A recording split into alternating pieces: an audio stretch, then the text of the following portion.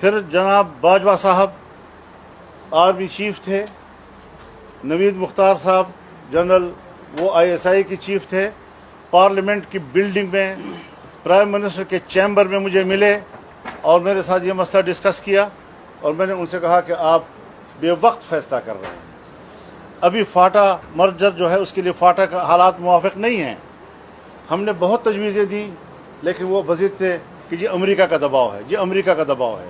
تو اگر ہم ملک کے اندر خود مختار نہیں ہیں اور ہم نے ملک کے اندر کے فیصلے اور تبدیلیاں امریکہ کے دباؤ پہ لانی ہیں، تو آپ مجھے بتائیں کہ ہم کس بنیاد پر کہہ رہے ہیں کہ ہم ایک آزاد قوم ہیں اور ہم ایک آزاد مملکت میں رہ رہے ہیں؟ تو یہ ایک بڑا سنجیدہ سوال ہے ہمارے ملک کے لیے۔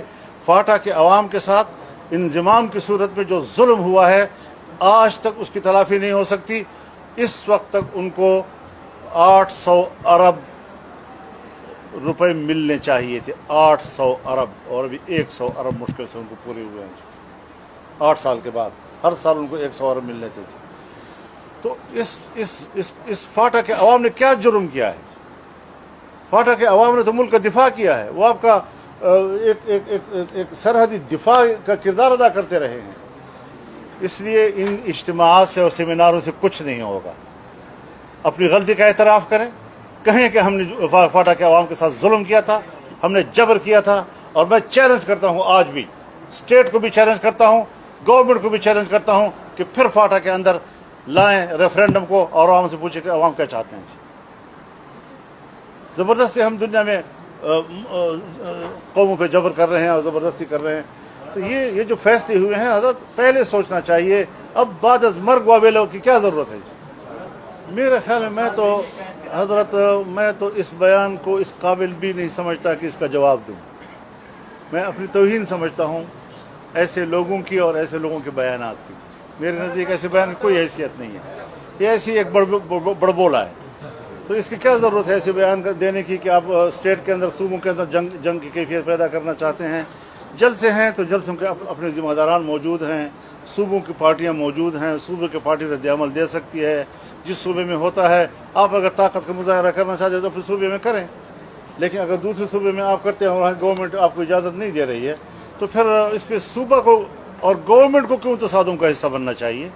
پارٹی ہے نا، پارٹی کو اپنا حق حاصل ہے کہ وہ جلسے میں بھی جائے، وہ احتجاج بھی کرے۔ یعنی میں ذاتی طور پر جلسے کو روکنا اس کو غیر جمہوری عمل سمجھتا ہوں۔ حکومت کو تنگ نظری نہیں دکھانی چاہیے، جلسے کی اجازت PTI کو ملنی چاہیے، جو نہیں دی گئی اس کو میں زیادتی سمجھتا ہوں، جمہوری عمل کے خلاف سمجھتا ہوں۔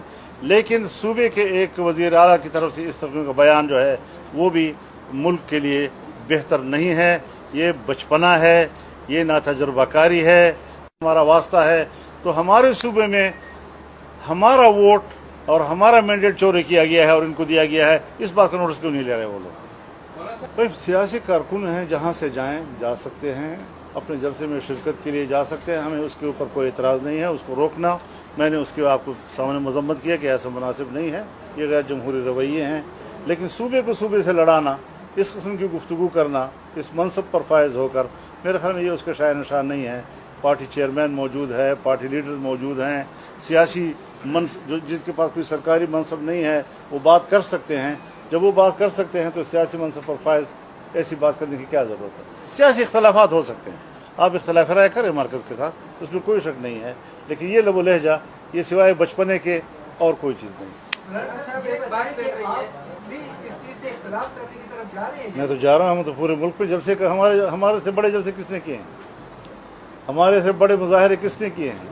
بلوچستان کا جلسہ تھا یا کراچی کا جلسہ تھا، پشاور کا جلسہ تھا، مظفر گڑھ کا جلسہ تھا، اور اب ہم مینار پاکستان کو آپ نے دیکھا کہ پورے لاہور کی تاریخ میں اتنا بڑا اجتماع نہیں ہوا، پورے لاہور کی تاریخ میں اس سے بڑا اجتماع نہیں ہوا آج تک۔ تو جتنے عوامی سطح پر ہم بات کر رہے ہیں، آئین و قانون کے دائرے میں رہتے ہوئے کر رہے ہیں، یہی پیروی اگر دوسرے لوگ بھی کریں اسی انداز کے ساتھ، لیکن اگر آپ اسٹیٹ کو دھمکیاں دیں گے اور پھر اس کے بعد جلسے کا اعلان کریں گے، تو میں جمہوری عمل کے حق میں ہوں، اور جمہوری عمل کو روکنا اگر کوئی بھی حکومت کرے، پنجاب کی حکومت کرے، سندھ کی حکومت کرے، میں اس کے خلاف بات کروں گا۔ لیکن اس قسم کے بیانات کو سپورٹ نہیں کر سکتا جو دو صوبوں کو آپس میں لڑائے یا ایک صوبے کو اسٹیٹ کے ساتھ لڑائے۔ میں نے اسمبلی میں بات کی ہے، اس سے زیادہ ذمہ دار فورم تو اور نہیں ہو سکتا نا۔